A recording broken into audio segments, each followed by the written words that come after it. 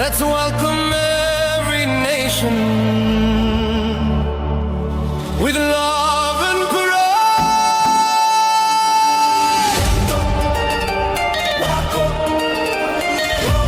Yeah, yeah, yeah. Welcome to Morocco. Bienvenue Morocco. أهلا وسهلا في المغرب. كاربوا Morocco.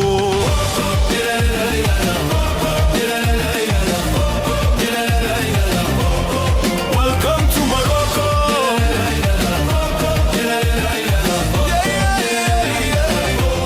Welcome to Morocco. Hello, beautiful people. My name is Rekha Thomas. Welcome back to my channel. As you saw in my last vlog, we are staying at the Sahara Majestic Luxury Camp in Merzouga, surrounded by the tall Erchebe dunes. Last night was such a beautiful experience. After a peaceful night in the desert, we woke up to a quiet and magical morning. Breakfast was served at the camp restaurant. There were many items to choose from, but we went for our favorites, flaky Moroccan bread and egg tagine. With calm music playing in the background, good food, and a beautiful view of the camp, it was a perfect start to the day. After breakfast, we walked around the camp. Birds were chirping. The desert was calm and silent, and some guests were leaving after their one night stay. Everything felt so peaceful. The morning desert sun, the swing, and the perfect temperature made it even more special. The camp is beautifully decorated and blends so nicely with the desert landscape. And one thing I always enjoy, chasing sunrise through the leaves. It is a small moment, but it always makes me happy. I just love it. A quiet, beautiful morning in the Sahara. These beautiful formations are called desert roses.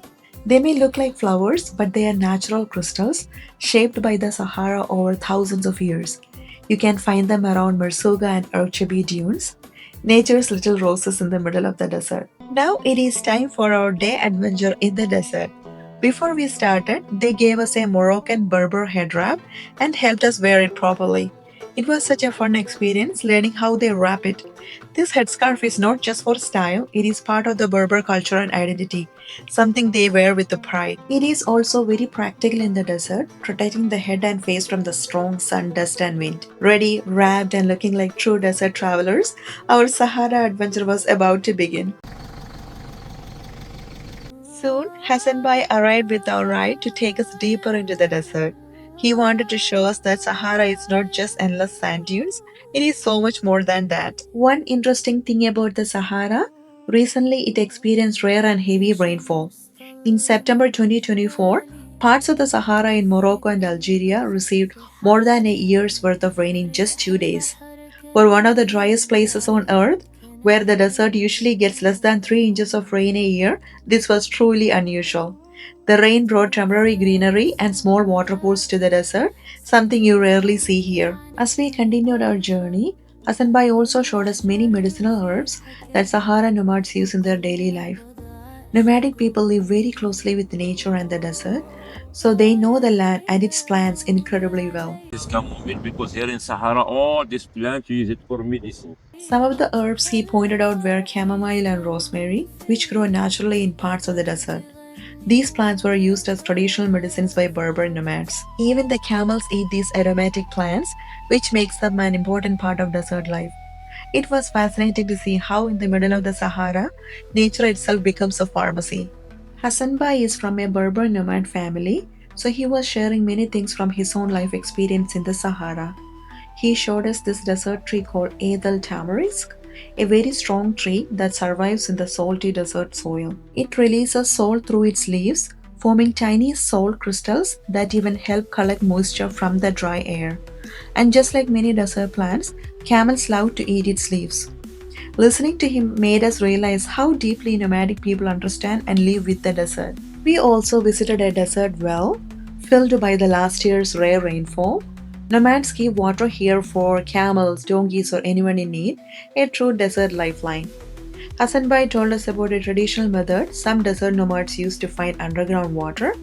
They walk slowly with a forked twig, and when it moves or bends, they mark the spot to dig a well. This practice is called water dowsing, has been used for generations.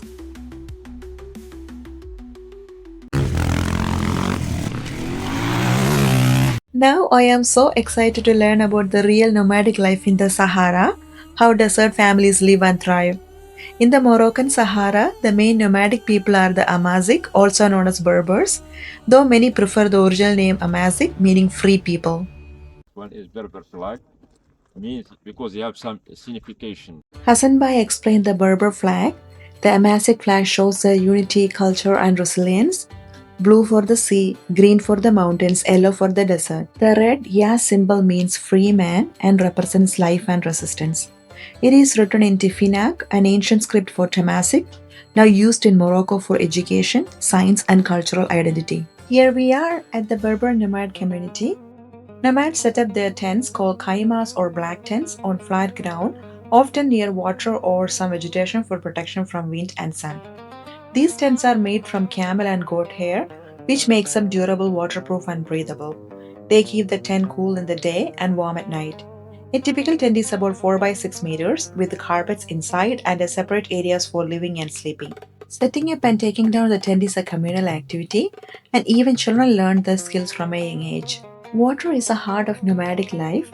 Every move, every camp, and every daily routine depends on it. Nomads know the locations of wells, springs, and seasonal water sources, knowledge passed down for generations. To stay safe, they keep snakes away using strong smelling substances found in the desert. They come into preparation the bread now.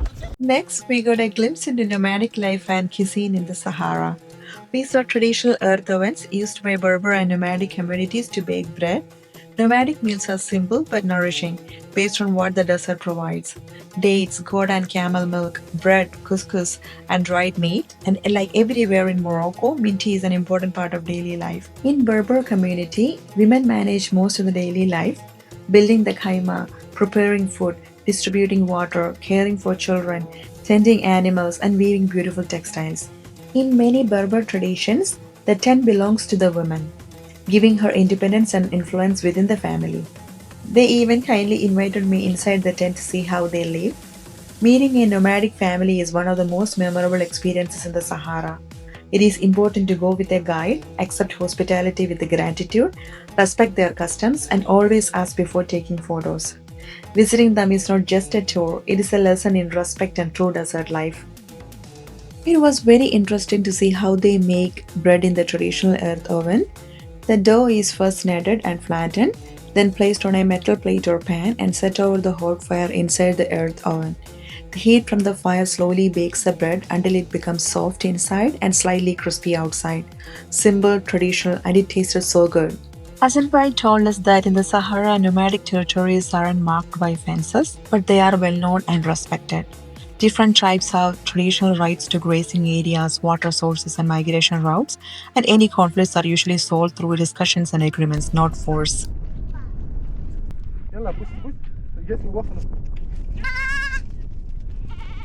Goats provide milk, meat, and hair for weaving. Children often help herd the goats, learning the desert from a young age. In nomadic life, education happens through daily life. Children learn by doing, herding animals, setting up tents, finding water, cooking, and weaving. By the time they are teenagers, many can navigate the desert by stars, care for animals, and survive in the harsh desert environment.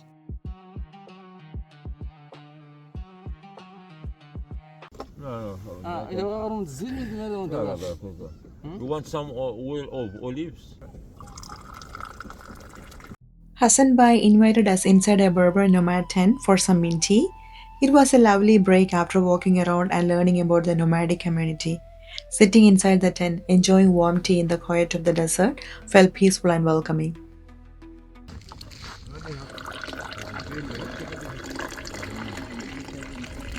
As you saw, we spent some time with the nomadic mother and her child. The little girl even brought me a small stool to sit inside their tent, so I could sit with her mother while she was cooking the bread. It was such a warm and genuine moment. They kindly offered us some freshly baked bread and we shared a simple, beautiful experience together. If you visit, you can also offer a small gift or something useful. They truly appreciate the kindness. After spending time with the Sahara nomad community, Hassan Bai took us off-roading and it was so much fun. Then he drove us up to a mountain top to show that the Sahara Desert is not just sand dunes. In fact, only about 20 to 25% of the Sahara is covered in the sand. Most of this vast desert is made of rocky plateaus. gravel plains, barren land, and even volcanic landscapes. Standing there on the windy mountain, looking at the endless desert, I was truly amazed by the view. The Sahara is so much more diverse and beautiful than I ever imagined.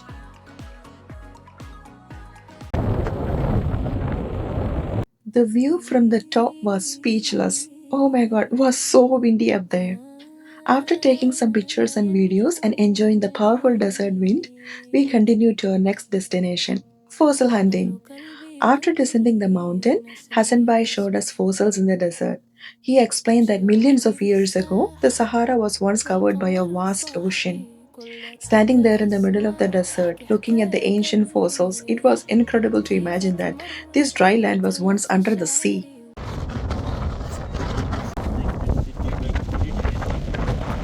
Hassan Bai poured water on the rocks, and suddenly the fossils started to appear. It was like magic. He showed us many fascinating fossils, including giant turtles that lived here when this land was once covered by the ocean. It was so fascinating that we didn't even realize we had walked all the way from the bottom to the top of the mountain. We were completely focused on the fossils and stories Hassan Bai was sharing. The Sahara truly has surprised at every step. Then we went to an area where you can see many natural minerals. Hassan Bai showed us several fascinating ones, including natural eyeliner and lipstick used in the traditional desert life. Kohl. Kohl, Kohl. Kajal. The eyeliner called kohl is made from a mineral called stibnite. Sometimes it is mixed with the chamomile, and in the past, even date seeds were burned and crushed to make it.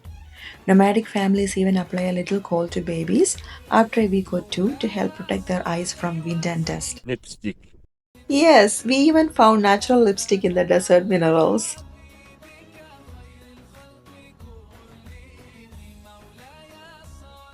On our way, we saw a watermelon looking fruit called bitter apple. The pulp is very bitter, but it is valued for its medicinal properties. This is a Berber graveyard. Stones are placed on the graves to show respect and to mark the burial site in the vast desert.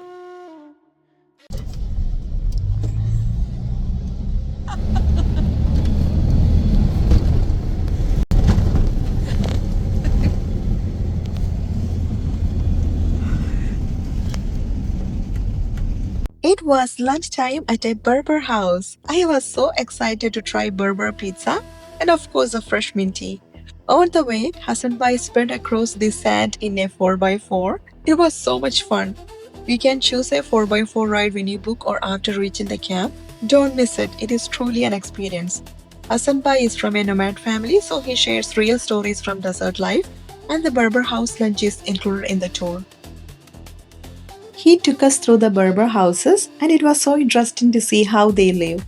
If you're like us, travelers who love to experience other cultures, this is definitely an experience you shouldn't miss.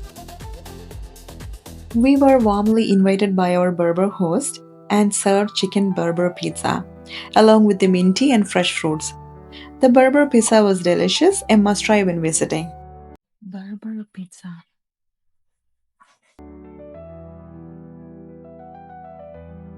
After lunch, we headed back to the office, passing through some ancient ruins. We stopped along the way to take photos and videos. Such a beautiful historic stop. Did you know Sahara camels, also called dromedaries, have one hump, while other camels have two? A buggy or ATV ride can also be booked with the Sahara Majestic team. If you are adventurous, don't miss it. It is so much fun.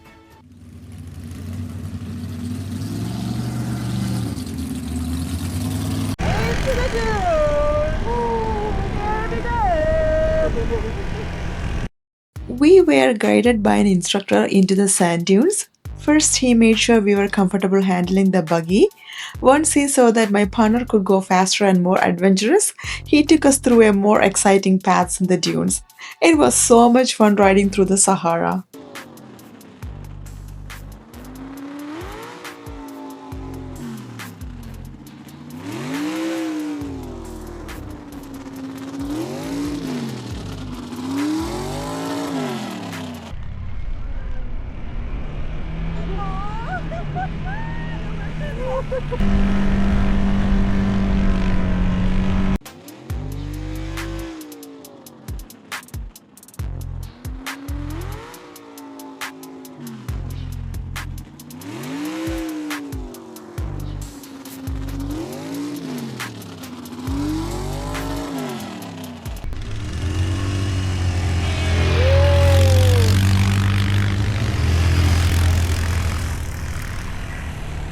After riding through the desert among the tall sand dunes, we stopped at a viewpoint.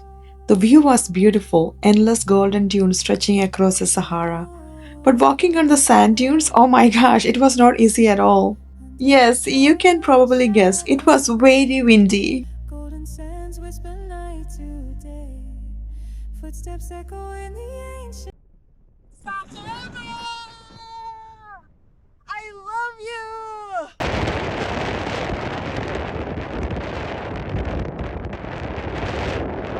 After the memorable buggy ride, Hassan Bai picked us up from the office and took us back to the camp. After resting for a while, we headed to a beautiful sunset viewpoint. The sunset was absolutely magical, truly one of the best sunsets of my life.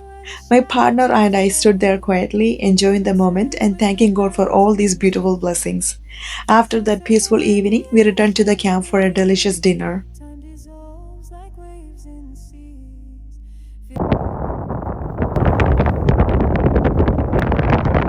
It was such a beautiful day. Our hearts and tummies were full, and we went to sleep feeling grateful.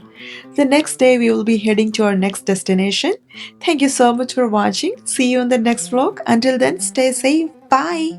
Time to say goodbye. Our day was great now. It's time to go home. It's getting late. We've laughed and played under the sun. Good.